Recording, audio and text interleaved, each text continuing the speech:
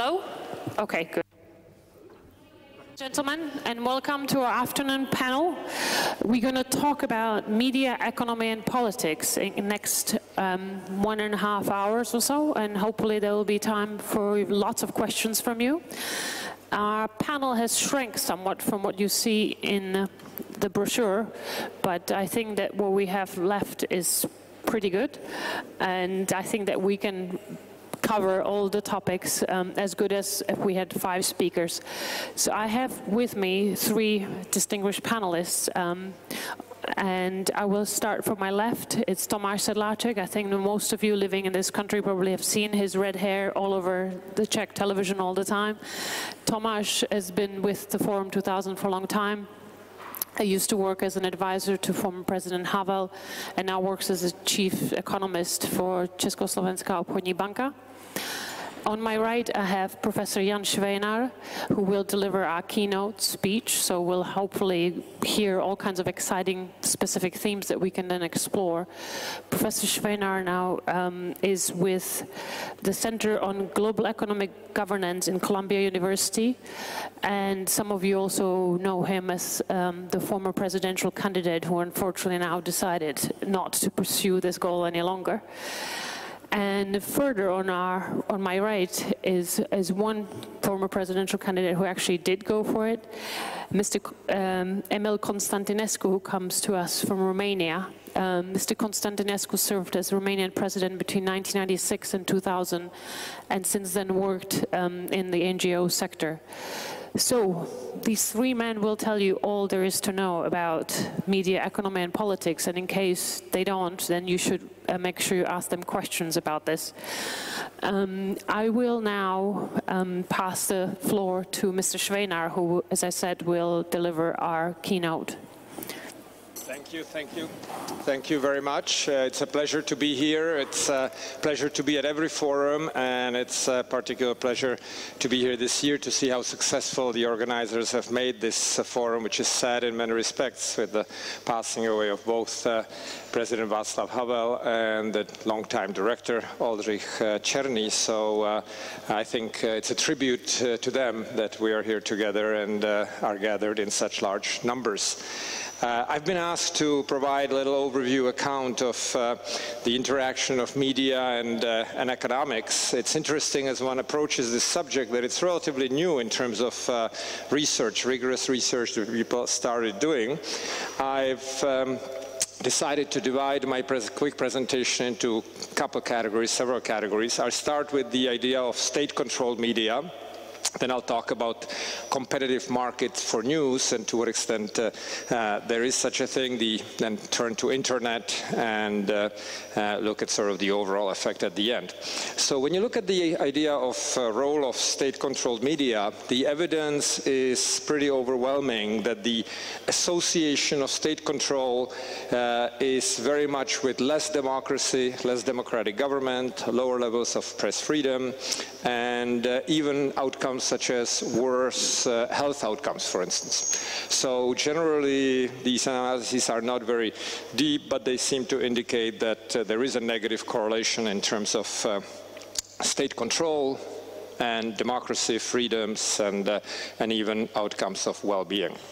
Now, the interesting thing is that this evidence is across many countries. Then there are case studies that seem to support it in particular situations. So, for instance, in Sweden, there is an interesting case study which indicates that as there was private television introduced, it increased political information, it increased political participation relative to a public television monopoly. So it's interesting that here the information effect also seems to outweigh whatever bias effect there would be to begin with. Turning to people who have been examining the role of competition or lack thereof in terms of the market for news, there seems to be the evidence that's pretty strong that if you have a competitive market for news, you have quite a lot of TV stations, radio stations, media of various kind, it does reduce government influence. That evidence seems to be there, and indeed, the greater the number of firms in the market, the less likely also one finds that any given anti-government story, for instance, is likely to be suppressed. And that makes sense because it's more costly for government to suppress it if there are many media that can open the story. The corollary of that is also that the greater the number of firms that would accept any kind of bribe to suppress the story that the government wants to have suppressed, the greater the value to the remaining firms, the ones that were not bribed, to publish the story. Right? So the market seems to work relatively well in this situation. There are studies that are looking on the supply side of the market, and they find that a firm that has a strong ideological agenda, for instance, has an agenda in suppressing or distorting information, faces increasing risk of not being able to do it as more firms are in the market. So again, the supply side of the market is very important. And this, by the way, is much less clear if the distortions that may be in the market and that one is trying to eliminate are in the form of a subtle spin. So if it's clearly sort of distorting some big major news, that competition seems to work quite well. When one talks about a subtle spin, it's more difficult. Okay. On the demand side, one has to look a little bit more carefully whether to what extent the preferences on the demand side are driven by a desire for accuracy or reinforcement of a biased point of view that one already has. Okay, and the question is, will competition in this situation help or not? And there seems to be agreement among the scientists, people who've been looking at it, that the benefits of competition are less clear if news consumers are motivated by a desire for reinforcement rather than desire for accuracy. Okay.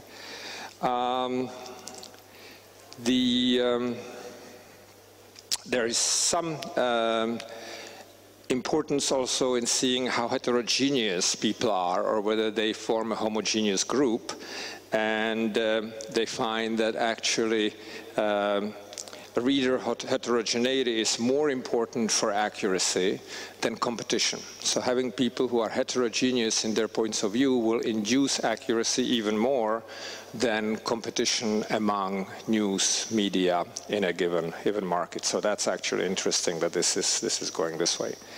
Now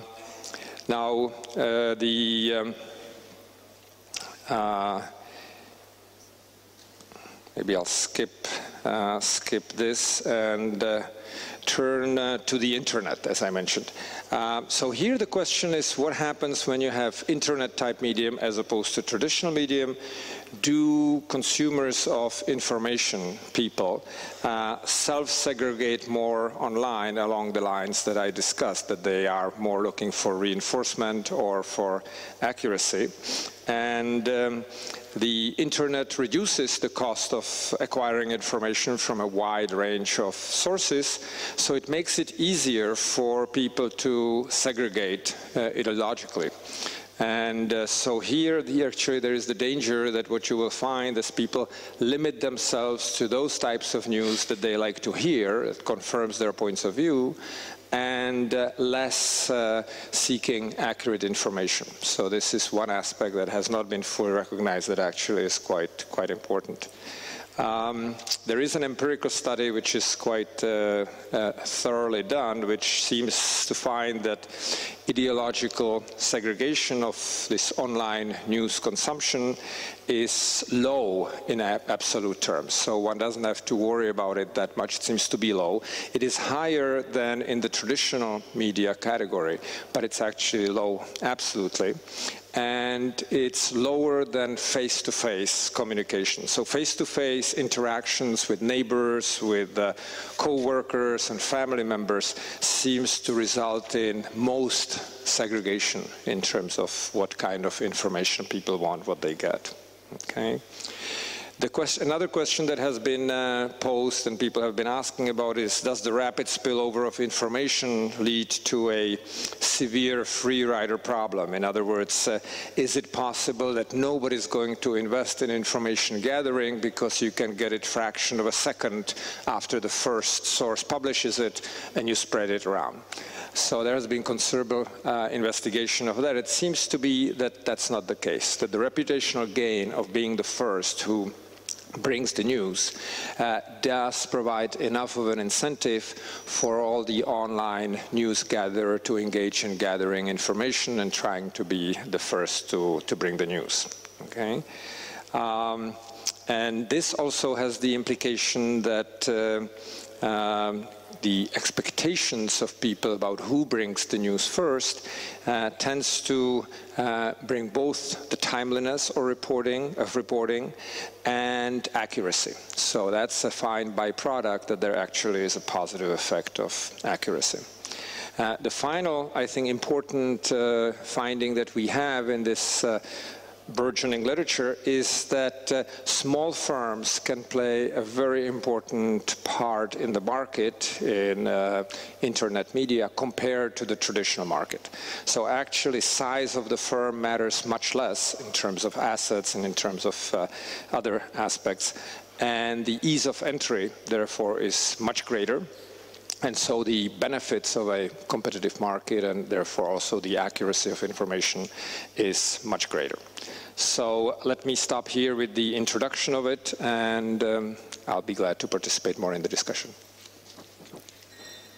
Thank you, Jan. Thank you for setting the floor for the discussion. I think that you raised quite a number of topics, and I think that maybe we're going to have to spend probably 5 hours. No, I'm just kidding. But I would now like to pass the floor to Mr. Constantinescu. If you can give us a little bit of perspective on how things are in Romania and how you experienced it on the ground there. I know that actually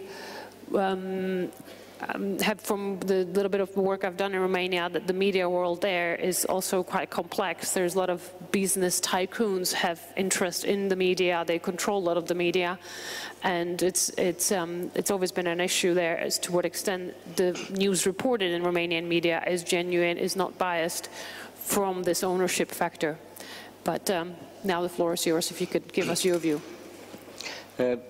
Before talking about Romanian media, I want to share with you a look from Eastern Europe, concerning Central Eastern Europe, about the relation between media, economy and politics.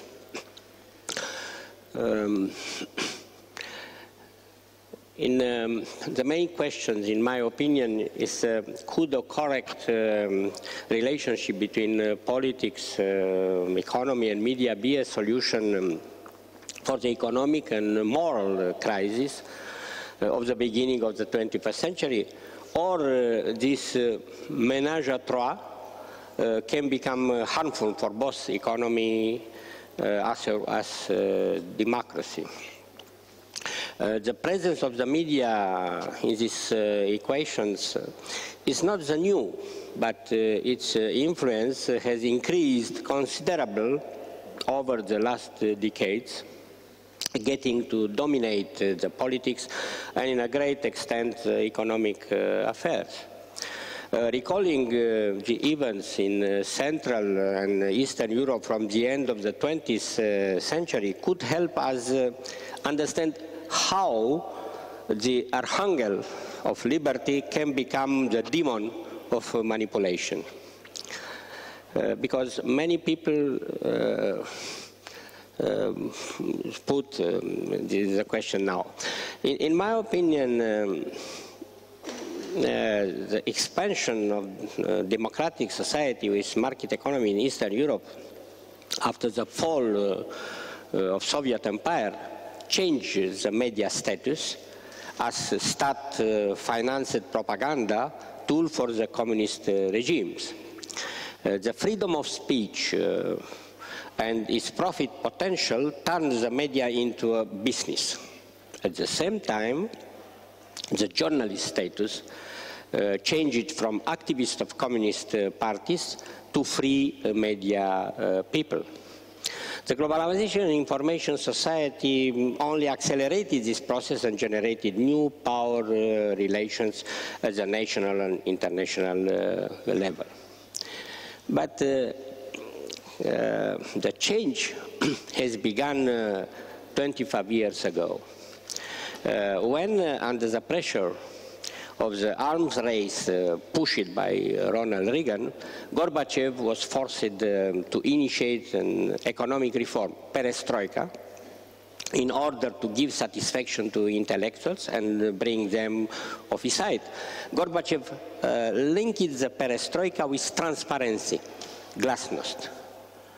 The intellectual elites took advantage of this to promote their own radical transformation towards market economy and complete democracy, as opposed to the slow reforms preserving the communist system envisaged by the moderate communist leader. This was a crucial moment. It was a moment when the Western radio stations, especially Radio Free Europe, were added the local press. The intellectual elites could assert themselves in the public space, thus creating the first nucleus of the civil society, which, only 2 years later, the nucleus generated the implosion of communist dictatorship in Central and Southeastern Europe, and, in the end, the dissolution of the Soviet Union. It was, in my opinion, of the most uplifting moment in the media history, when writing was equal to promoting moral, cultural, and religious aims that led to the awakening the national identity and human dignity. Only this can explain how a small group of intellectuals was able to bring to the street large crowds ready to fight and even die for freedom and democracy. Under the pressure of these crowds, the terrifying repression forces proved inefficient, and the communist dictatorship felt like a card castle. This was a miracle of revolution from 1989.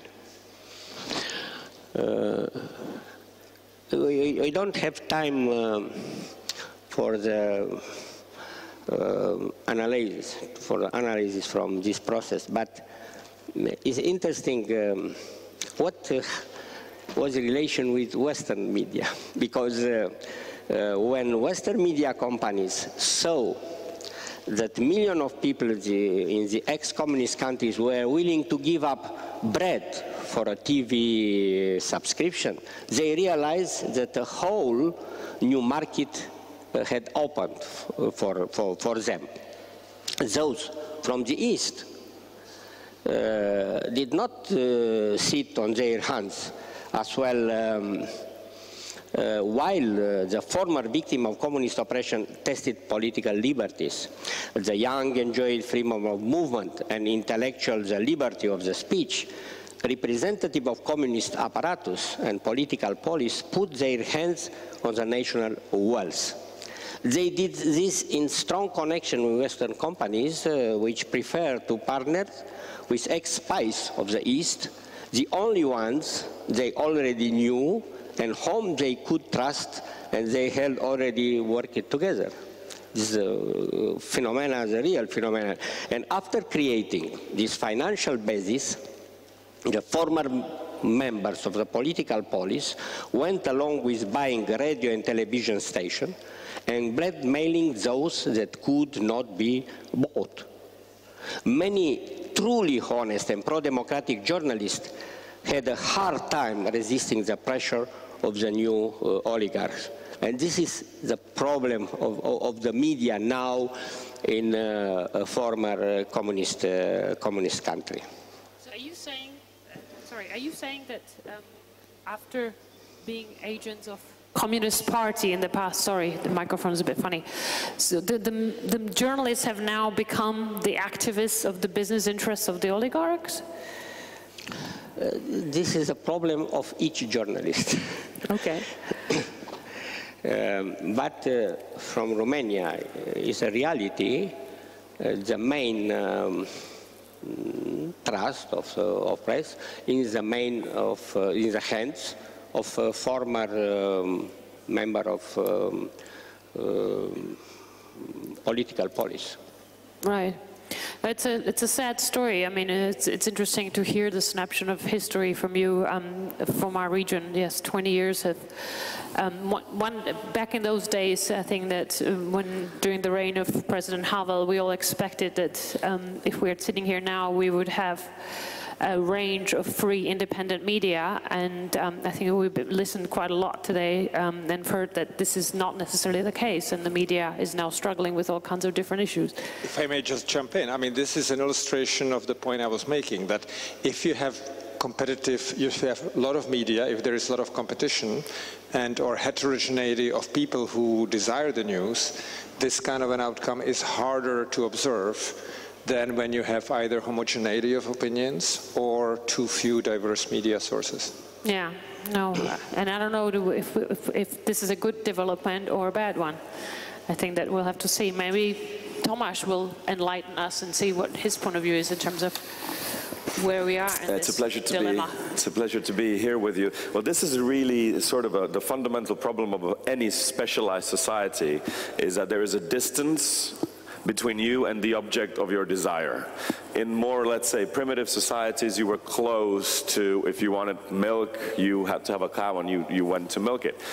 I could even go as far as to say that specialized society lives off the distance between you and the object of your desire. And the more distant it is, the way to your clothing goes through China, maybe, and through many, psychologists and PR agencies and accountants and economists and even movies and product placement, the more successful the society is. However, we shouldn't be surprised that we are lost in a society where I don't fundamentally understand this, I don't fundamentally understand this, and I sleep with this on a daily basis. This has now become my neighbor. I have never spent so much time with anybody else, but I don't understand this thing. If it breaks, I don't understand it. The problem is not today, and I usually like to put everything in the opposite. I mean, I've heard a lot of, there's not enough truth. No. The problem is exactly the opposite. There's too much truth. And the problem that media have to be facing is what sort of truth will I select? Will it be the economic truth, or will it be the sociological truth, or psychological truth, ecological truth, political truth, accounting truth, religious truth? What sort of truth am I encountering here? And there's this famous statement, know the truth and the truth will set you free. That's, I think, is correct. But it's also correct to say know the truth and the truth will make you crazy.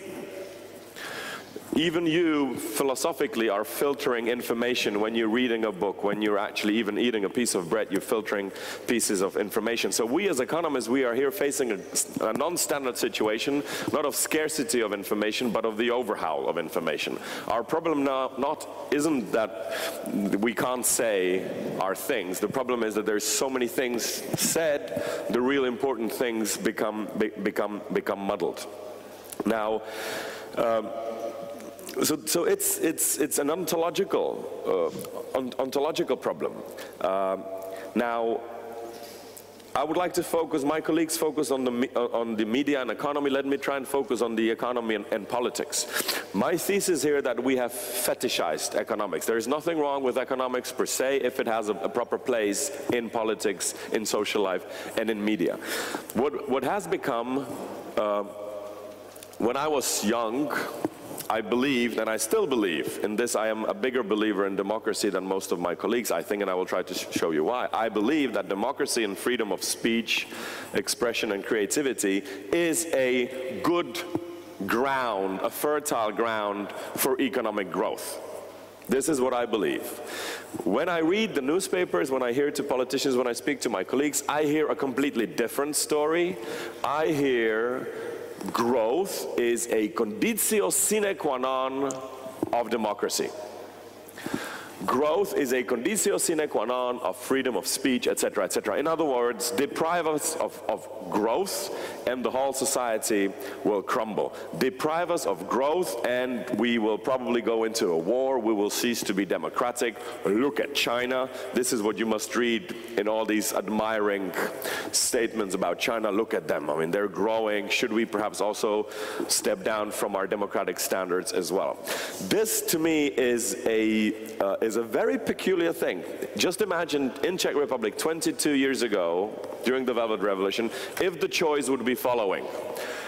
You get away from communism or real socialism and you get a free society where everybody can do whatever he or she wishes. You will have free media, you will have freedom of speech, you can travel the world, but you will be poorer.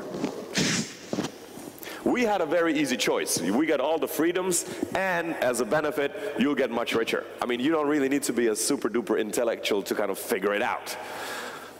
You get a nicer computer, and we'll give you money if you accept it. Just imagine, and this is the choice we are facing today in an extreme taking. What do we prefer more? What is the founding ground?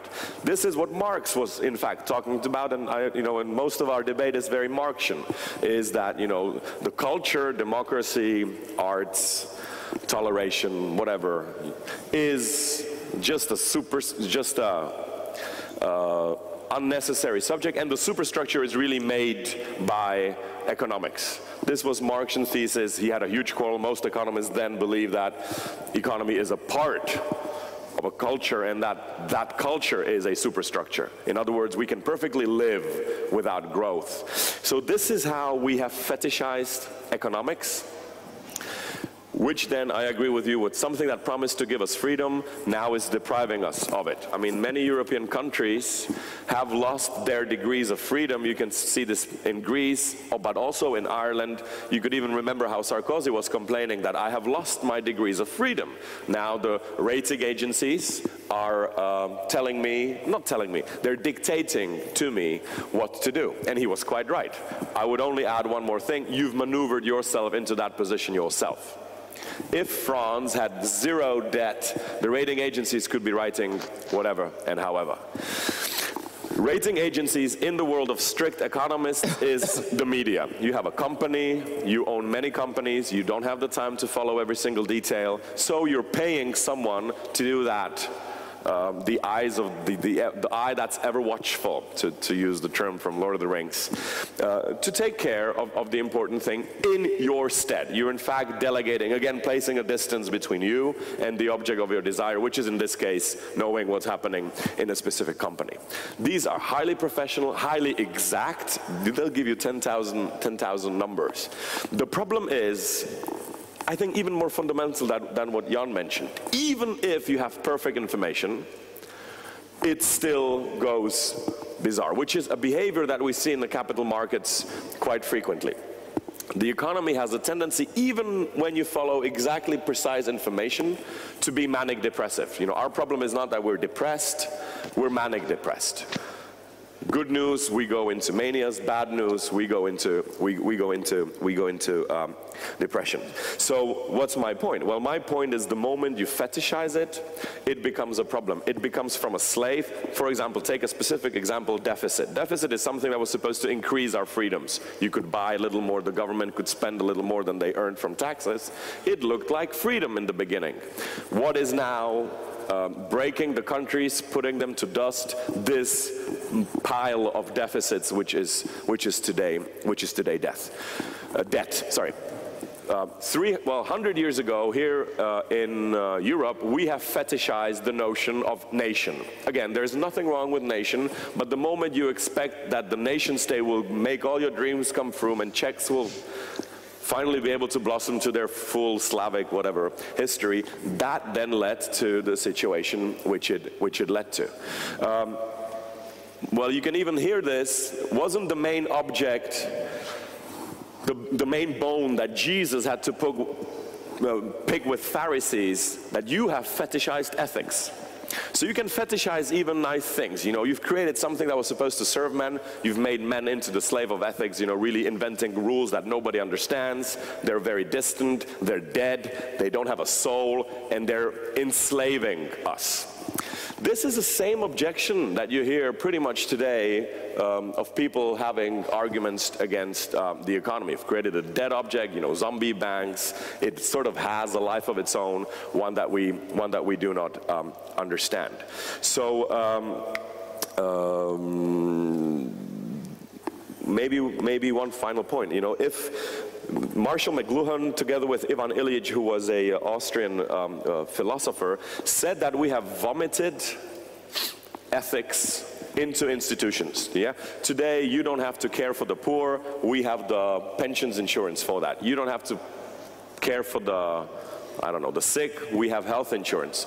So institutions are, in fact, carrying an ethical or moral obligation that we no longer have to have here. We have it internalized. The problem that this does to you, and this has nothing really to do with media, although it appears as it is so, that it cripples your original. After the invention of cars, just walking around with your bare foot will make you feel like a cripple.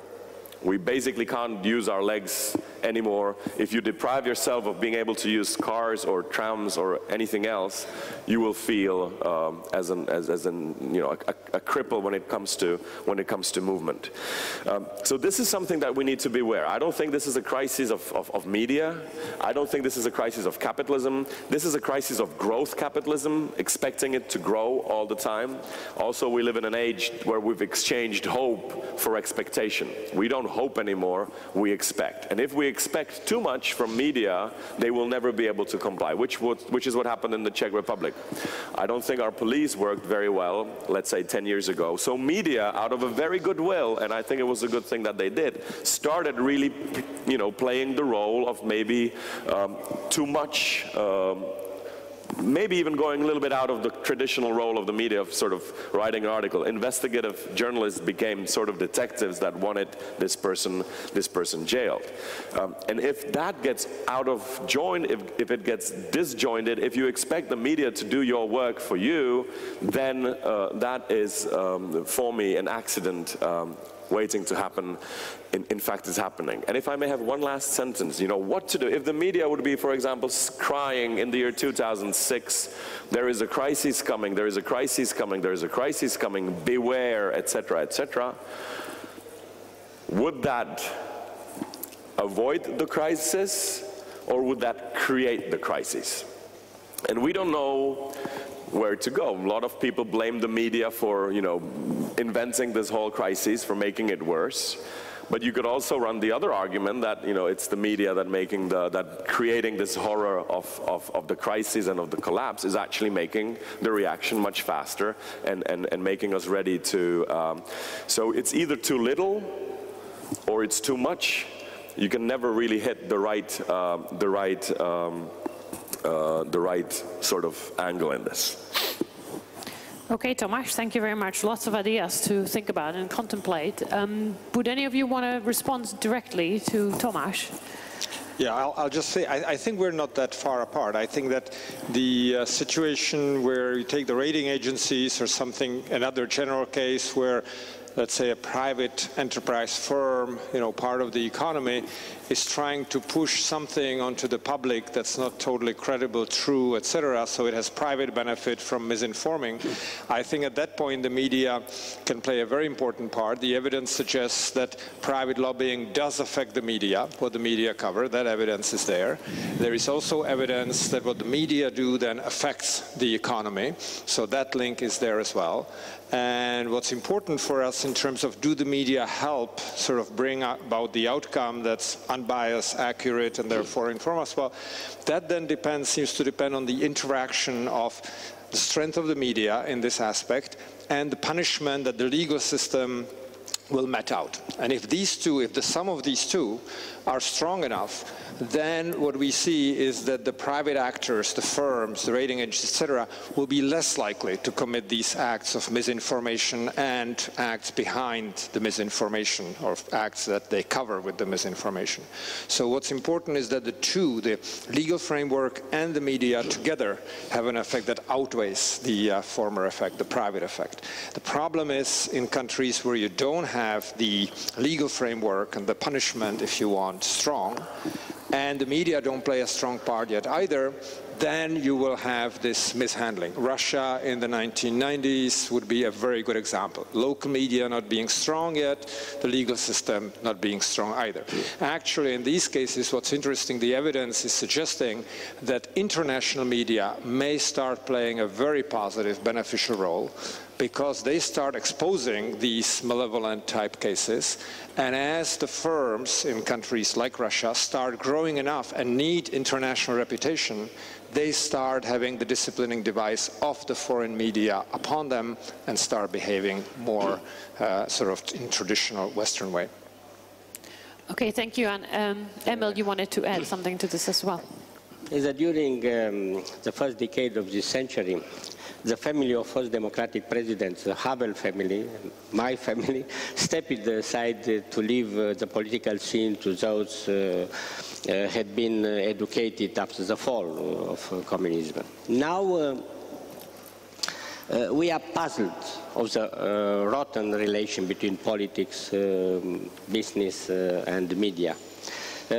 I myself, who had been campaigning, electoral campaign door to door, and who had been voluntarily helped by my students in my election campaign, find it very difficult to understand why Obama and Romney need over $1 billion for their campaigns, when TV stations get huge amounts of money from commercial broadcasting during the candidate debate. Why? It's huge amount.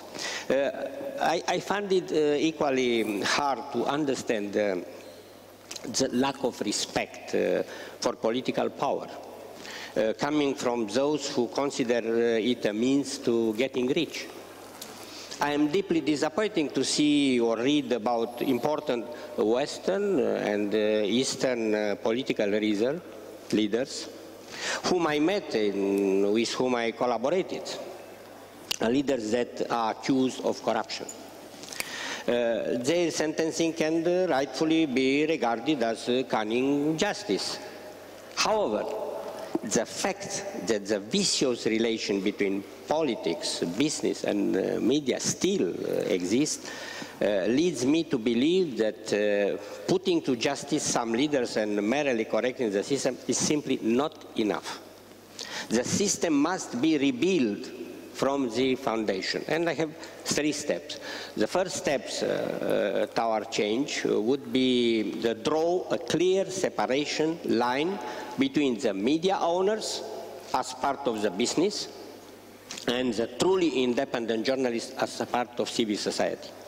The second move might be to restore the information mission of the media at a time when information society seems for me to be a failure. It is a visible failure within the European Union, where we know very little about the reality in other member states. If you can answer, put a questions, what you know about from Romania to Czechia and other, about nothing.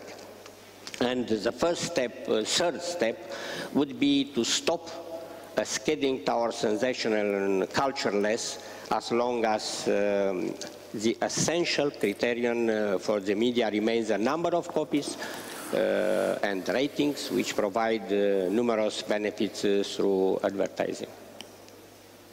Sounds like a very challenging set of agendas that you put out for the media world to follow. It reminds me of an example, and it's too bad that we don't have a representative here from India, because we were supposed to have editor here of one of the India's biggest newspapers around, and I just remember that because I recently picked up a copy of New Yorker, one media which I still value for its pretty solid journalism, and they had a very interesting article on Indian journalism and what's happening with the media there, because despite the rest of the world, newspapers thrive in India, and they're doing incredibly well, and it's including the print media. And so the New Yorker went to explore how is that possible, and one of the things that, one of the lessons that they've discovered was the fact that in some of the key Indian publications, they scrapped the difference, the Chinese walls between the advertising part of media and between the editorial part of the media. And my question is this the way towards new media? Are we going to see that happening? Because is that going to be the model that will be economically viable, that we no longer going to have the Chinese wall between the coverage, the news coverage, the independent, truly independent journalism you're talking about, and the money part of the business? Is that what's going to happen for the industry and for the institutions to survive? Anyone? Well, yeah, I think the industry is going through an incredible transformation. I think if we look at sort of the last 2 centuries and which industries have undergone major shakeouts, the media industry is definitely in the midst of it. I think what you're pointing to is a very important principle which they are all trying to retain, and it's more and more difficult, is to keep separate the unbiased information gathering and reporting and the financing of the media, which is becoming increasingly more and more difficult. And I think, however, if they start merging the two together, it's going to be very problematic in the sense that the readers will have very high cost of separating the signal, which is the financial signal, and the unbiased signal. In fact, it is, using the rating agencies, one of the problems. They were not able to separate their reporting and the consulting business. They were paid for the reporting by the same people for whom they were doing consulting, and I think that was one of the problems that we observed as they rated very highly, AAA and so on, financial instruments that were substandard. So you could observe the same thing here. Maybe one more reaction to your point about the incredible amount of spending of the 2 presidential candidates in the United States. A good way to start of thinking about it, it's a complicated thing, but a good way to start is, I think there is a significant element of prisoner's dilemma, in the sense that if they both could agree and observe an outcome where they don't spend as much, you could actually get the same election outcome. But the tendency is for each one of them to undercut and spend a little bit more, and so it becomes essentially an arms race. Okay. I have a personal experience in the United States. I can't help but not asking, Jan, but wasn't the sort of complexities of financing presidential campaigns one of the reasons why you decided not to go through with it? It was, and there was another element here, in the sense that I had certain principles that I wanted to adhere to in terms of the sources, the transparency, and so on, that made it still more important, right? Right. Okay, very good. Tomáš, did you want to add anything to our discussion? No, I just think, if we're facing here with the fundamental question if media are better today than they were, let's say, 20 years ago, I would say yes. We have things like Wikipedia, for example, thing that works on a completely different model. We have Google to start with. Yes, we don't know maybe anything about Romania, but if you give me 5 minutes, I'll tell you things that you don't even know. And the same will go for you about Czech Republic. So, of course, nobody's forced to have any information on Romania or Kuala Lumpur, but you can very quickly and have, very, very expert information that, so if you include things that should be included, not just the paid media, but media that are working under a model that I don't understand, it's even, Google's, kind of, you can't even buy anything from Google anymore. I mean, it doesn't even sell anything. You can't come home and say I bought, I don't know what. It's a system that works on creating, being on the crossroads of the net, or even giving you things for free. You get your email for free. You remember that we had to pay for our emails 10 years ago. We had to pay for the internet connection 8 years ago. You know, things that are absolutely standardly free, and you get a word processing unit, you get all these Google Drives and megabytes so that's how they're actually trying to, so the new media model is not selling anything to customers, but selling customers, or clicks as they call it today. So it seems that this new media is kind of, or the whole internet, that's a huge, for us economists, that's a huge experiment. Does an unregulated market work? And of course you can find bad things on the internet, but by and large of course, it's extremely abstract, but in the abstract world, it seems to work quite fine. You know, people are really helping each other on the internet. You post a question, my cell phone doesn't work, I don't know how to install this or that. Within half an hour, you either find an answer, or some idiot in economic terminology will answer you for free. So there's this whole new community, but also on the other hand, you know, we shouldn't fall into this illusion that this internet is joining us. I was just having, during the summer we were sitting at Kampa and we were playing the Aquarius from Hair, and you know, having a guitar and a little bit of beer, and everybody was singing along, except for people that live in the same Malastrana like I do. They were 6 years younger than us, who never even recognized the song. I said, well, how can't you not know, you know, Hair and, you know, the theme song, Aquarius? You must be young. And I realized in the age of internet, where they can know everything about a Chinese village somewhere out there, there can be bubbles of social miscommunication, even people living in the same building, living under absolutely fundamentally different cultures. Are these people misinformed? No. They just live in a different bubble. And this is where I see the source of conflicts, because media is nothing else. It's not even about information to me. Media is a channel of ideology. Media will only publish information that are relevant towards a certain ideology. So an economic newspaper will not publish about a dancing group in Honolulu and vice versa. This could be a sort of new clash of not clash of civilization, but clash of alternative cultures living really next door, only in a completely separate bubble. The reality will be even less real, and it will all move to some sort of an abstract world of interdisconnect. Yes, this is a problem, customers or citizens, because cheap access to TV and internet resembles more and more colored beds what the conquistadores from the colonial times offered to the indigenous people in exchange for the robbed gold.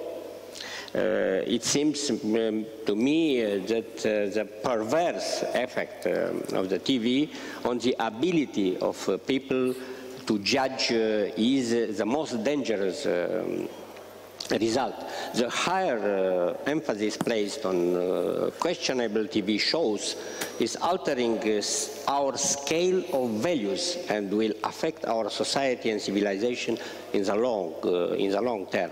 The decrease in the intellectual potential of the new generation will also have an impact on the economic progress as well as on the political system due to lowering capacity of groups to choose their suitable leaders. As the well-known Italian constitutionalist Giovanni Sartori warned in his book Homo Videns Teledirectic Society, this trend can radically affect the democracy. It's scary words you're saying, Emil, but yeah, I think that this is where the civilization is heading towards. I think that soon enough we're going to be nominating Lady Gaga for president, the way things are going. But I don't know if we can answer a question of if there's a way to stop this process. I think people are what they are, and they're going to, right now with the internet, they do have their choices at their disposal, and they're going to follow their ultimate desires and their tendencies and preferences, and it's going to be difficult to stop them. I don't think an EU police is an answer to controlling the media in a way. I mean, I spent the 90s working for the media and working in the daily section of one of the one of the daily papers here, and I just saw how our coverage was shrinking and the coverage of the popular pages were getting a lot bigger.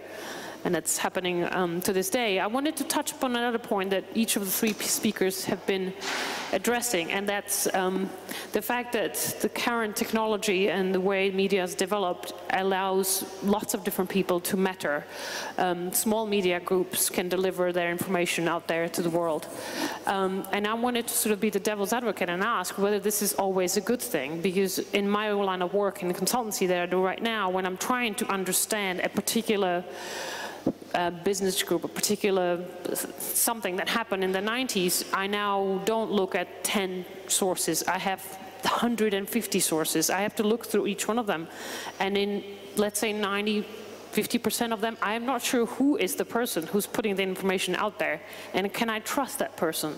And overall, when one analyzes something that happened in the past in the media right now, there's so much of it out there that I am not convinced I can trust all that information. It is something that is, I think that it goes back to one of the true Czech genius who never lived, Gerard Zimmermann. It's the fact that it's not the future that's interesting, it's the past that's constantly changing.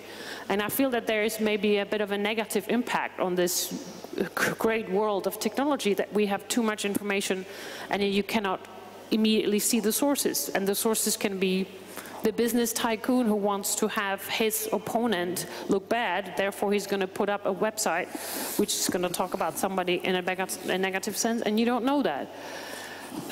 Any takers? Yeah, to me what was interesting in the whole WikiLeaks sort of a scandal, that there was no scandal. I mean, small things, of course, but there wasn't any huge sort of, that I was sort of expecting, okay, UFOs have landed and everything is controlled by some, I don't know, whoever. Nothing of this sort. So, you know, I would still say we're getting it pretty, I mean, if what we have in the WikiLeaks file is the closest we can get to the truth, then the distance wasn't all that huge. Quite frankly, I was expecting it to be wider. Some sort of huge disclosure didn't happen. Of course, a couple of rude words, which, you know, if your private conversations would be recorded, your grandmother would be also very surprised that you said that you know, cake tasted like whatever it tasted. But next to that, no huge surprise. On the contrary, a huge surprise that there really wasn't a surprise. You know. Mr. Eckhart, who was a medieval scholar, said, you know, it is not your hand, and they had a debate, what's going to be burning you in hell. He said, it's not your, the coal that is going to be burning your hands, it is the knot in your hands that will be burning you. If your hand was made of the same thing like coal, you would feel not a little bit of pain. And this is the same thing with internet. What we do in our Google searches or any other searches is we look for the knot. If you notice, the moment you start searching for the word, it will tell you, I found 5,800,000 references in less than 1 second, and the only service that it does is that it gives you the knot. It filters 99.9999999% of the information, and then you pick the first 1,003 complaining that it's too much, you know. But even without internet, I mean, would we rather live in a world, which I think we often nostalgically kind of think back, yeah, we had our Saturdays free, we opened one newspaper, and then there was another newspaper, and that was the world. Or to maybe put it even more radically, you know, in the feudal times, somebody, I don't know how they made this calculation, but I think we can trust it to some degree intuitively. During a whole lifetime, a person got the same amount of information that we now get in 20 minutes. The fact that war ended was a piece of information that traveled for half a year. In certain villages, it never even reached them. And that was the news for 3 years. You didn't know anything about China. You didn't even know China existed. And of course, yeah, it's an information overhaul. That's why we sort of have this complaint that what we get in the media is confusing. Yes, because it's a clash of ideologies, and in that way, it's a good thing. A blogger, a completely independent blogger with zero money, can be influencing the world, which is what we see. Which is what we see very often. So I think the quality of the media now is much better than it was 20 years ago. Right. Including internet, Wikipedia, and all other sources that you can read.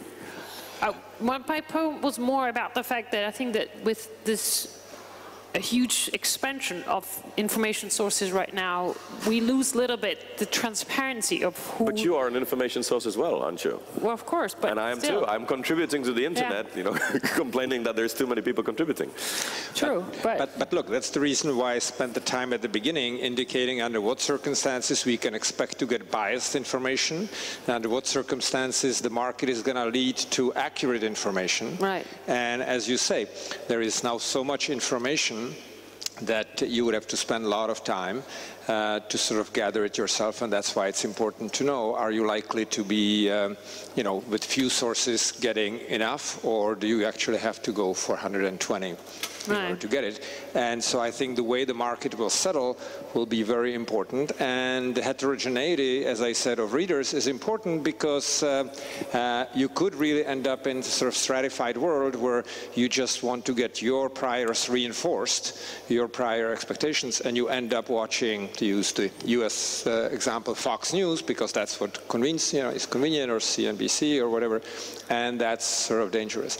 The other insight I'm getting is that I think the world is getting stratified differently than before. It used to be geographic. The Czechs were getting different information than Russians, Chinese, and so on.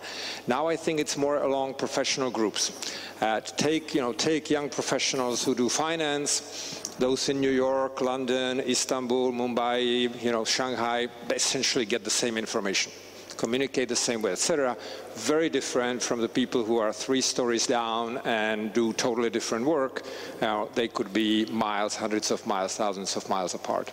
So I think that's an interesting also point of view of how the societies are getting stratified in terms of information.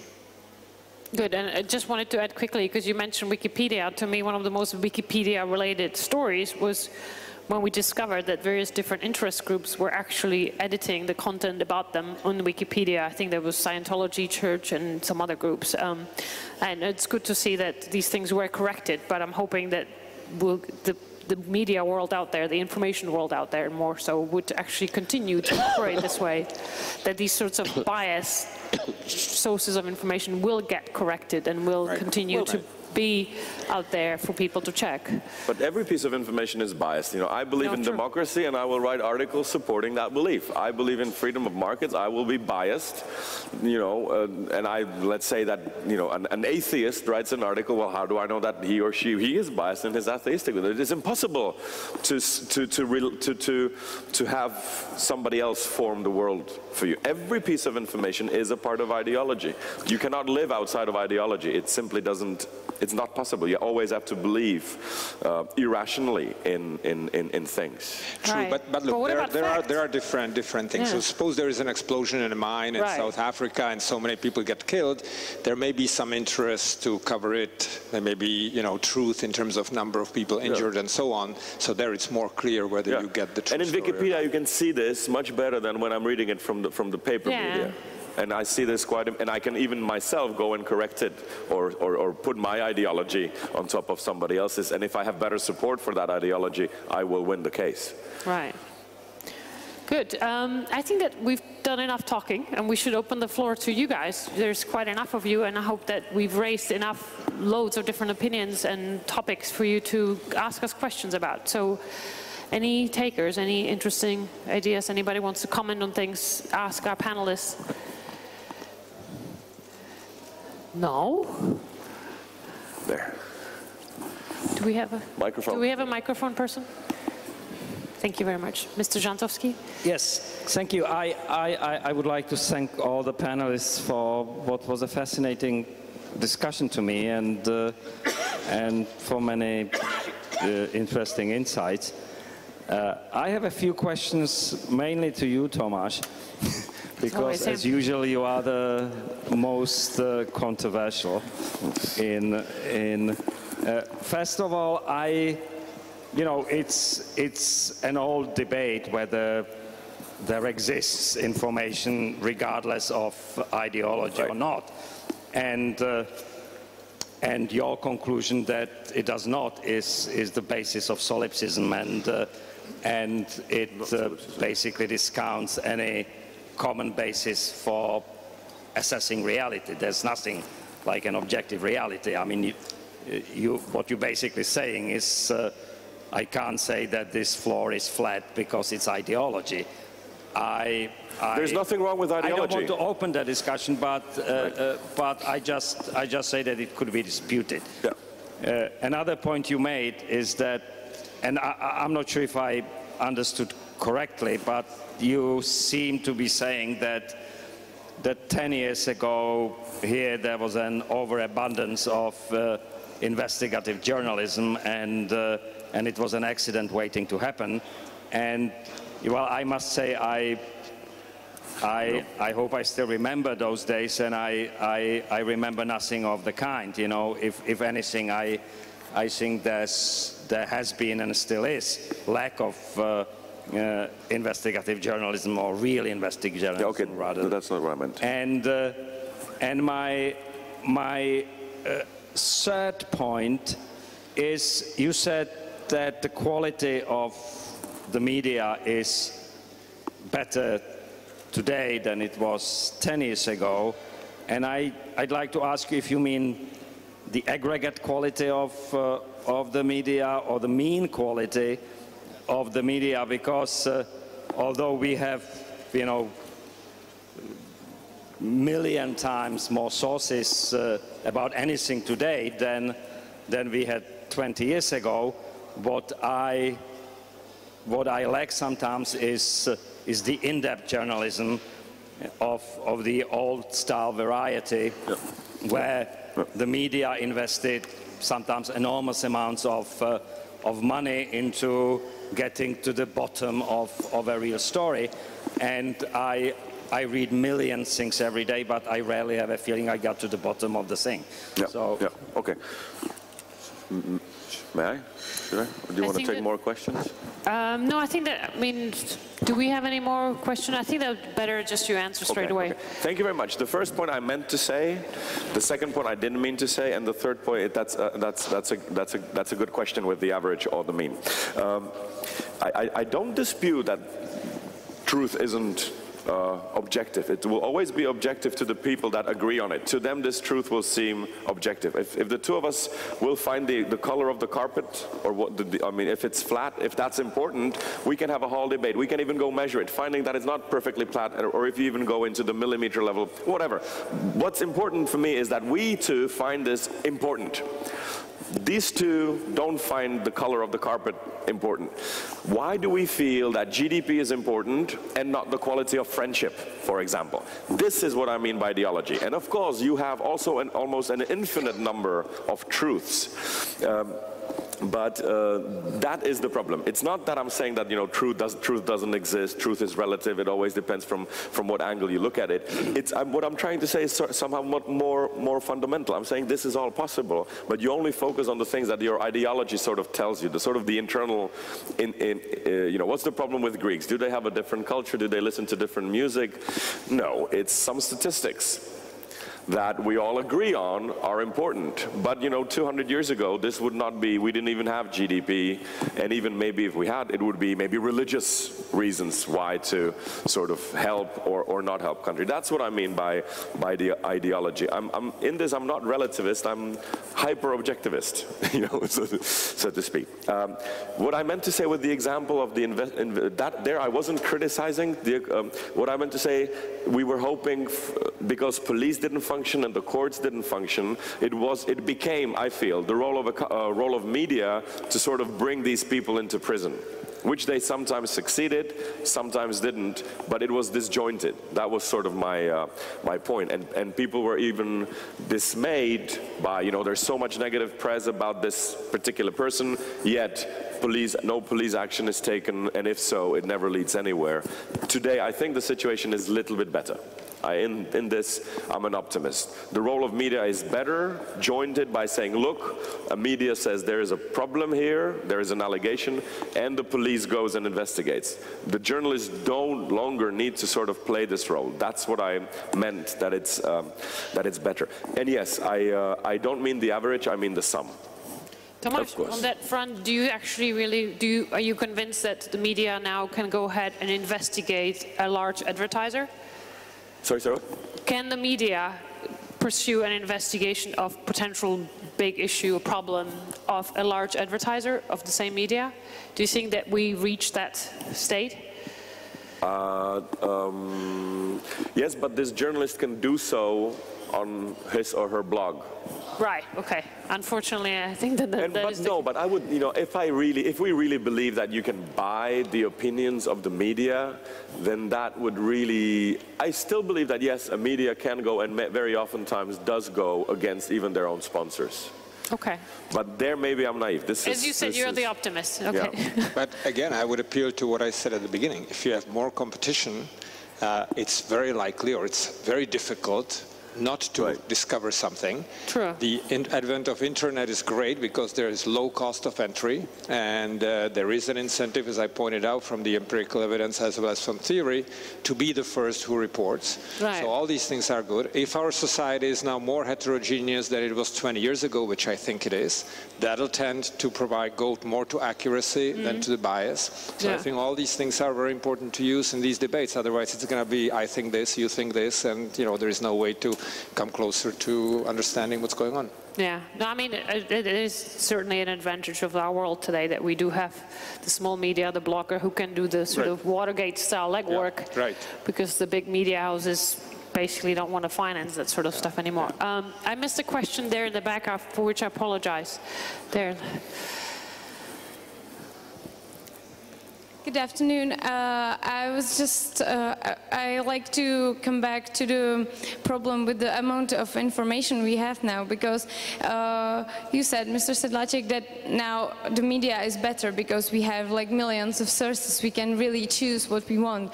But are we really prepared for this exposure? Are we prepared, each of us, for really pick the relevant information, the good information, to be good part of the civil society, to be really informed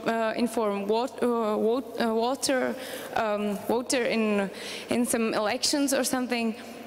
Because I think most of the people are interested because there is lots of information, so they just seek for information which is like funny, and they follow what Lady Gaga do, but they don't really follow what is important for politics, for economics.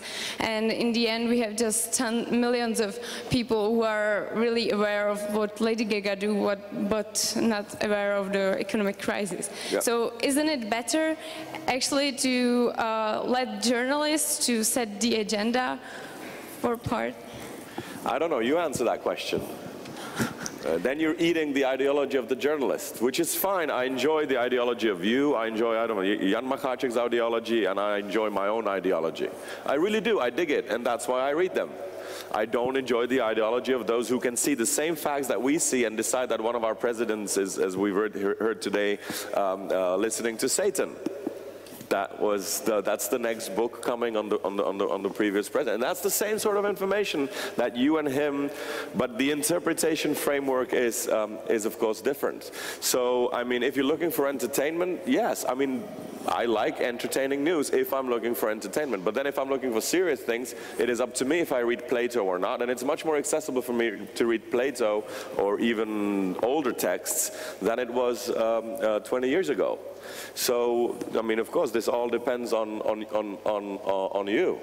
And I am all for making news entertaining, as long as it's sort of going along the right way. This is, I think, fine. You should not, I mean, it's not true that the more boring information is better, if you take that argument to the opposite. And nobody will ever bring you, or it's more entertaining to read news on this because I can be doing my bathing, or I can be maybe even, being in the plane. So it is more entertaining, it's more accessible. I don't need to read through packets of information if I'm not so.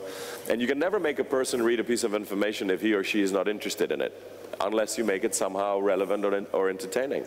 This, I think, shouldn't be overdone, but as long as the basis of the information is in there, then and anybody can, again, with a single click, go into deeper detail. So I think the media is sort of offering you the menu of things that's happening, not a full menu, of course. If you're interested in Tibet, you have to have your own sources, but yes, you can. Sorry, I didn't mean to make fun of and yes, we can. Any of you wanted to also comment on this topic? Maybe media played a historical role during Arab Spring. Right. But I'm afraid it would be the last one. The wave of the broadcasting revolutions, starting with the Romanian one in 1989, culminating with the revolution of the Arab world, showed that this action can be used also as a means of manipulation. No, for sure. We still remember that from communist days, right? It's our case. It happened 22 years ago in Bucharest, when after missing the true People's Revolution, Western journalists have described as revolution the action through which the army and the communist nomenclature seized the real uprising, an action that caused more victims than the true revolution. It's very important to put a distinction, clear distinction between information and manipulation. Sometimes it's hard to see, though, that's the thing. Sure. Yeah. But it's a responsibility. No, absolutely. It's a personal responsibility. Yeah. Jan, you're shaking your head. Do you want to? No, I agree. Yeah. Shaking your head in agreement. I guess I would go back to who initiates the news, whether we believe the journalist should initiate or somebody else. I think in the end, again, if the market is thick enough, if there is enough competition and so on, it doesn't matter so much, because the idea is that through reaction to whoever initiates the news, it's gonna tend towards what could be the most accurate and most representative type of foundation. It's interesting, I made allusion to that study from Sweden, that it doesn't have to be a totalitarian regime or authoritarian. It could be a Nordic type democracy where you actually see improvement when you go from state monopoly in television to competition. That even in those kinds of societies you find improvement. It doesn't matter who initiates the discussion, the discourse. Okay, good. All right, we have a question here in the second row, please. Thank you. I have a short technical question. Jan, do you mean by competition? I think the evidence is probably overwhelming that competition improves the quality of information. By this market structure, by the competition, do you mean the number of media titles, or do you mean the sources of financing and the owners? Because I totally share the skepticism of Mrs. Lešenarová talking about the sources of commercials, of advertising, of financing, particularly in this market, and I guess in many other small markets, where the total revenues available from advertising, from commercials, are pretty limited, I guess. And so the total bunch is limited, obviously, is given, and it's extremely concentrated, very oligopolist market structure in placing of advertisements of commercials to media. So then I think it's a very different character from the US market, where maybe most of this evidence comes. So what do you mean by the competition? No, so it needs to be sources that are not completely correlated. If they are completely correlated, it's just like it's one source, right? So they need to be, independent of each other enough. Each of them may be biased in a different direction, but if there are enough of them and if people are heterogeneous enough, then it seems the evidence is that they all will tend through the competition, because they are vying for readership and so on and so forth, from which they get revenues for advertising and so on.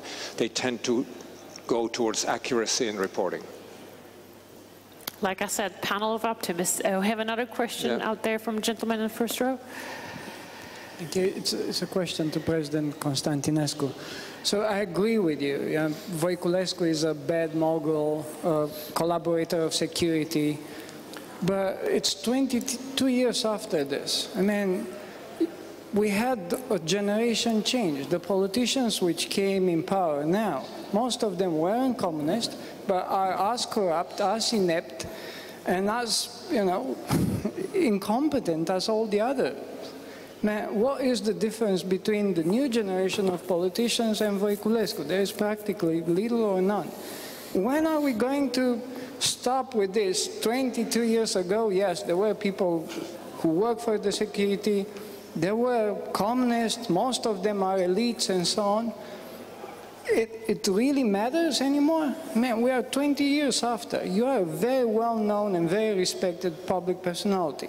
Do you see yourself that you have a role in changing this mentality, in addressing the real issues, because corruption, nepotism are real issues of the Romanian society. I don't think being a communist or not, having been a communist or not, is any more an issue. Yes, unfortunately, actual situation is more complicated. In the communist regime, the thing was clear. Communist, anti-communist. Now it's more complicated. During my time in administration, I acceded and I promote the special law opening the files of Securitate. It was a tragical moment because many people was discovered collaboration between Securitate in Romania was specific. Was very strange. I am a geologist and I work all my life in the faculty of geology, but I work in the field of ores, in the gold, in the uranium. Normally was myself to be the object for the Securitate. No, I don't meet an agent of Securitate in former political policy Securitate or Ceausescu, but especially writers and journalists was because a communist want fear not for specialist, not want fear for journalists, and now continue to use the files from former Securitate for blackmail. This is very dangerous, and but it's more complicated because now is financial situation, pressure of young journalists. Why? Because we need to rebuild a strong civil society. To rebuild, because it's a paradox. Just after the fall of communist regime in Romania, in our case, civil society was strong. Now is weak. And we need to rebuild civil society, including journalists assumed, I repeat, their personal responsibility. Without responsibility, it's impossible to have a correct media. And we need a correct media. Okay. Do we have any other questions? Oh, lots of them. I think that the lady in the front row, you were first, at least the first I saw. Hello, my name is Magda Shebestova, and I have a question to all of our distinguished panelists, very quick one. I think that we've agreed that wherever we come from, there is a lot of information everywhere. It's available pretty much to everybody, or almost everybody, and the problem seems to be that we are either not equipped or we are not willing to sort it out and get the best of it. So my question, I guess, is, do you think that, or in your view, is there a relevant, civilized, reliable, relatively unbiased source of information here in the Czech Republic? Thank you. I think that would probably be more for Tomáš and Jan. I don't know how much of a Czech news Mr. Konstantinescu reads, but I don't want to underestimate. Just very briefly, it's not, I think the problem not with, you don't read information, you read truths. And today there is an inflation of truth. You can look at it psychologically, economically, philosophically, sociologically, I don't know what. We've simply, again, by specialization, by dividing science into small little fields, we have made these legions of truth, which together often don't make any sense. So to a human being who is somewhat used to making sense of things, this is, we've become Fachidioten. Nobody understands the economy in its whole. I would be the last one to pretend that. I understand a little bit here about, maybe I'm there, I'm not really sure. And this was the nice thing about this is a collapse of a subject supposed to know. Maybe this is how we could also frame this debate. A journalist, as this lady mentioned, was originally thought of as a subject supposed to know. A person a person usually, who knows what sort of information to select, and more fundamentally, who knows. Today we live in a world where an ECB readily starts their conferences by saying, we don't really know what's happening, we don't have a clue, a little bit, maybe we'll try this, we'll see what goes on. You have the chairmen of Fed, you have analysts. Just listen to analysts, my colleagues and myself, how we do interviews, where we of course try to be as honest and as biased, as unbiased as possible. Freud would be happy for this.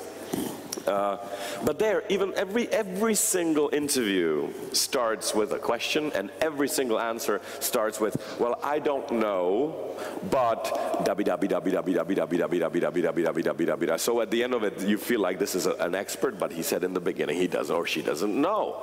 What's the inflation going to be on next year? Well, don't be silly. I don't have a crystal ball. I don't know. Nobody can go, but 4.2. And so it's not information, it's packets of truth that you're getting, and the problem begins only when you try to put it together. If you rely on one source, on me, for example, or on, I don't know, Hanka or anybody, it will make perfect sense, I guarantee you that.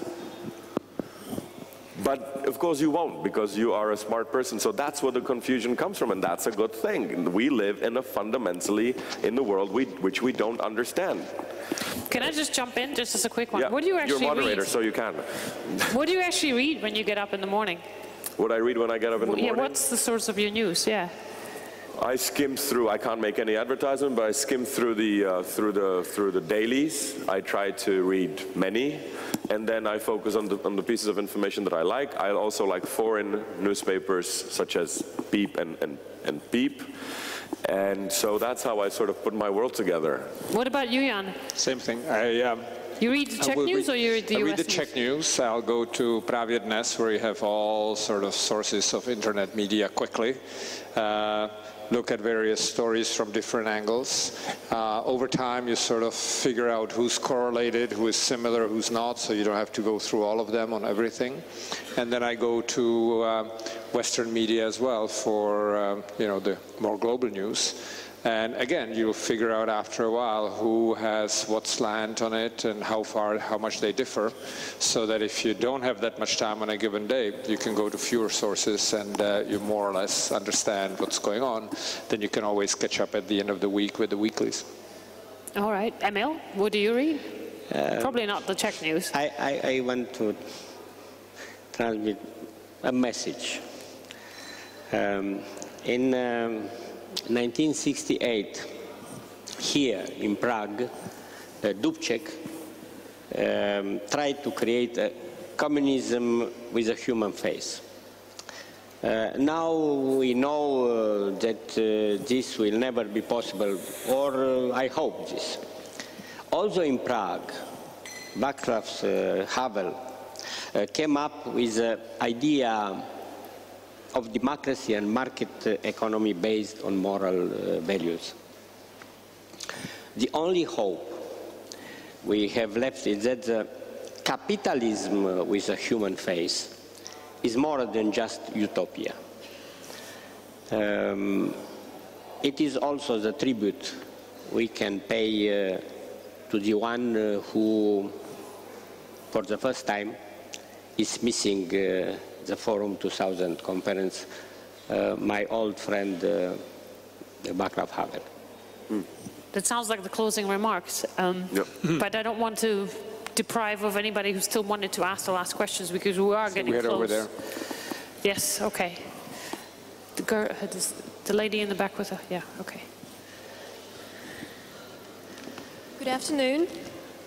I'd like to refer to a work by Erich Fromm called Fear of Freedom. I think we kind of agreed that we live in the age of freedom of information, that we can approach any kind of truth that we like, but aren't we sort of, as a society, afraid of this freedom, that we have informational boom, but we still want the one truth, we still want one media that is right. What are we supposed to follow? That's the question we pose. So how can we get rid of this fear of freedom of information? Death helps. Death helps. That, I think, is the only way. I remember there was once a survey done. People are scared of choice. They're freaking out when there's too much choice. Yeah, well, this is a cliche, you know. It's we are sort of sentenced to freedom, and if it were a cliche, then Apple wouldn't work as much as it does, right? But just because it's cliche doesn't mean it isn't true. Yeah, for sure. Was that answering your question? I don't know. Tomasz, were you really answering the question? Or no, I mean, freedom is a fundamental, you know, predicament in this world. And, you know, try going into a cake place where they have 280 cakes. What do you start doing? You start limiting your freedoms. Okay, I'm not going to take a chocolate one. I'm not going to take the expensive one. I'm not going to take the cheap ones. I'm not. You're, in fact, the very process of decision making is depriving yourself of the choice. And then you come to the 2 or 3, and that's where the problem is. In fact, even in your life, you want the decisions to be almost dictated. In a managerial decision, or even in a personal decision, when you're choosing between 2 men, for example, or I don't know, 2 pieces of shoes, you want to come. The whole process of decision making is not, and oh, so it is clear. It is a dictum. I would be stupid if I didn't choose for A. So you're sort of happy that it isn't a choice. So the very process of making free decision is, in fact, psychologically getting yourself rid of, until you come to a clear equation where you underline the result twice, and this is the way it is, and that's what makes us feel happy. It's still happy. We can still be happy that it is us who make this decision. That's the basic of freedom, that you're depriving yourself of freedom yourself. Nobody else is doing this for you. Maybe if I may just add, look, there is definitely information overflow, but I think realistically there is also reputation which matters. And there are media which are much more reputable, which people turn to and so on, and it's a natural outcome. I mean, if you take the weeklies, The Economist from London just has an unparalleled reputation. You may not agree with everything they do and so on, but people, even who don't necessarily agree with everything, you know, tend to go to it much more often than other similar type of media. So at any level, after a while, you will build sort of some reputation. And the danger is, again, going back to what I said at the beginning, is that we tend to stratify and look for reinforcement of our own sort of views. So then, of course, you may start listening to somebody who is close to your views rather than whoever is accurate. So that's the danger. I have a space for one last, actually I don't have space for any more question, but there's a gentleman in the back who's been making some really evil faces at me. Yeah. So yes, you are the last one. Thank you. As you said, it's easy to preach with believers, but with non-believers it doesn't work so easy. I work in advertising, and I know pretty well this subject. Now, there is one fact, which is we are transforming, and the history of media since at least 20 or 30 years now have evoluted from print with TV and then now internet. We are transforming our information from content to just a law on numbers. Most you view these things, most people need to see it, and this is the definition of democracy. If you are once against the numbers, you lose. You're no more in a democracy. It's a kind of, kind of dictatorship of people. For the sake of time, is there a question coming up? Because we're about to get kicked out of this room. So how internet can change that? Because you are not answering to this. Yeah, and very quickly, you know, I had an interview with an Austrian journalist and I was telling my thing and he said, well, you know, how can it be? We have nothing to believe today in economics, you know, everything has crumbled to pieces, there is nothing that I can believe. And I said, no, no, no, it's exactly the other way around. There is all to believe. We now have come to realize that there is no such thing as a fact, as a law, as a God-given holy system, that you have to believe it. And in fact, this is how economy works. It only works if you believe in it. Take money, for example. Money believes only if you believe in it, if the whole society believes in it. If you don't believe it, it crumbles. And that's the answer to your question. There is all to believe. Nothing is, you always have to exercise certain belief, and it's better this way, because the moment you stop believing and you think that it's the holy truth, that's where mistakes happen. We have to take everything that we read as an ideology with a grain of salt. That, I think, if that's the message that we learned from the crises, that nothing is holy truth, everything is to be believed, including the future of Greece, including the future of Ireland, including the future of money or the system, then that's a good lesson, because we are not so heavily embedded in the ideology. We realize that it's an ideology. That's a good thing. Can I just add, I would just end up on not being as nihilistic, in the sense that I think it's true that in some sense the world is changing very dramatically and globalization is bringing all sorts of challenges where established theories, established conceptual frameworks are not able to cope with it, and we need to come up with new ones, and so all that's there. At another level, however, I think we now have seen decades of really very good advances in empirical work, where people work with data, generate data that are much better, from randomized trial experiments to collecting data at levels of detail that we didn't have before. So at that level of analysis, we're just way ahead of where we were 10, 20, 30 years ago, okay? And those go in parallel, and yes, if you have sort of no background in it and just come and look at it at first sight, it looks totally confusing, right? But it's not true that those who work systematically in these areas, that they are completely confused. I mean, they realize that there are major challenges and unanswered questions, but they also know where they're relatively strong in terms of understanding things better than before, not necessarily absolutely, but much better than before, and where they don't. I can't help but give Emil a last chance to also add to this. Are you now feeling a bit optimistic as well, or what's your sort of last message? I have confidence in the future of media, but especially in the young generation of journalists. Excellent. I think that that's a great message. It's always good to come away from a debate with good, positive words. Thank you, all three of you. Sorry about the fact that we took a long time, and sorry we didn't have any time to take any more questions, but I'm sure you will see the panelists swarming around the corridor, so please go jump at them and ask more questions, and keep doing good journalism, whoever is still here.